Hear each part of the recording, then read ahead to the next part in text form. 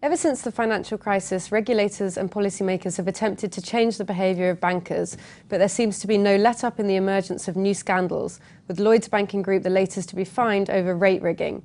Joining me now to discuss this issue is Sir Richard Lambert, Head of the Banking Standards Review Council. Richard, thank you very much for coming in today. We're talking a day after Lloyds Banking Group was fined for rigging not just LIBOR, but also the fees associated with the special liquidity scheme, one of the Bank of England's key rescue schemes for banks in the financial crisis. Isn't this a bit of a new low for the industry, a taxpayer bailed out bank rigging the fees of a taxpayer rescue scheme? Well, your paper this morning said it was a bit like somebody picking the pocket of a fireman who was rescuing them from a blazing building. That seems to catch it about right. So it's shocking. Yeah. And when you've got that kind of behaviour happening still, despite all the efforts we've had from regulators, from policymakers, from yourself, you've written the report to raise standards.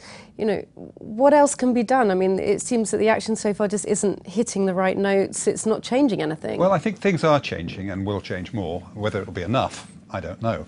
If you look at the retail side of the banking sector, you see that all the major banks have actually changed their sales practices for the better. The Financial Conduct Authority produced a survey that said that a couple of months back. And I was just looking this morning at a survey of consumers' confidence in their banks, which is still really low. I mean, it's still shockingly low, but it's a bit better than it was a couple of years back. So there are signs of things moving. The leadership of the banks are now are mainly different people, and they are talking a different language. But these are huge organisations, and it seems it takes a long time. You know, pull a handle at the top, it takes a long time to get through to the bottom. Well, and it is a small number of people. I think there was about 20 involved in the Lloyds incident, but they're having such a detrimental impact on the bank. It's really serious. I wouldn't debate that for half a second.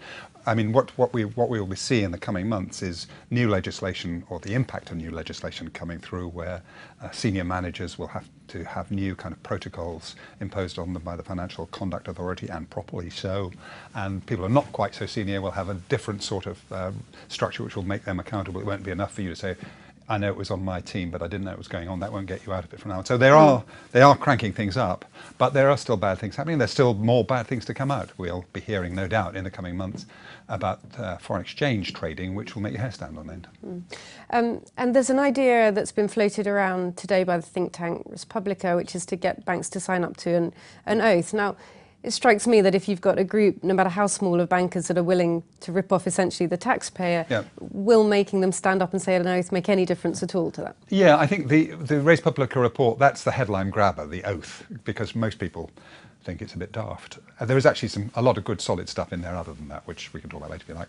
I mean, the oath thing myself, they've done it in the Netherlands. 90,000 bankers have taken an oath.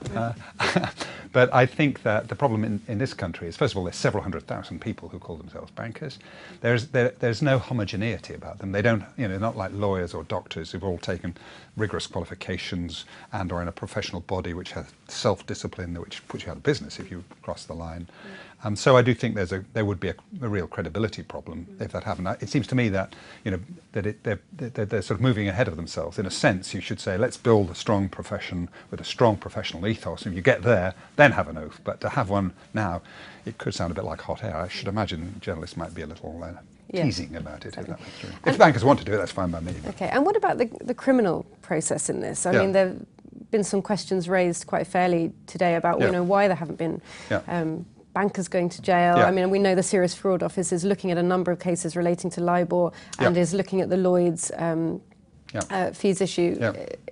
Do you think that process needs to be sped up? Does it need to be made tougher? Well, the governor has said that the Lloyds affair might have involved criminal activity. So I imagine that has caught the attention of the boys in blue, who will be fingering their truncheons even as we speak.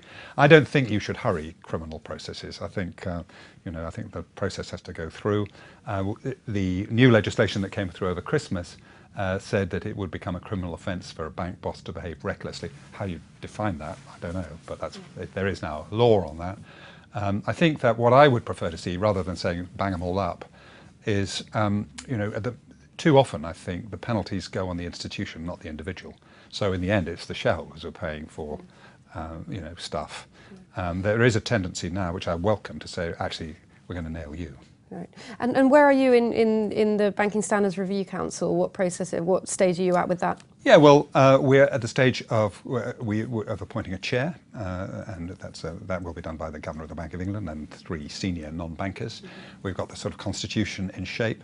We've got the strong and enthusiastic support of the 7 biggest financial banks and building society in the United Kingdom. I spent this morning talking to a whole bunch of foreign banks who I think will sign up. So I'm hopeful that come the end of the year there will be something credible and heading off down the right pathway. Okay, well, Richard, thank you very much for joining us today. Okay, thank you for having me.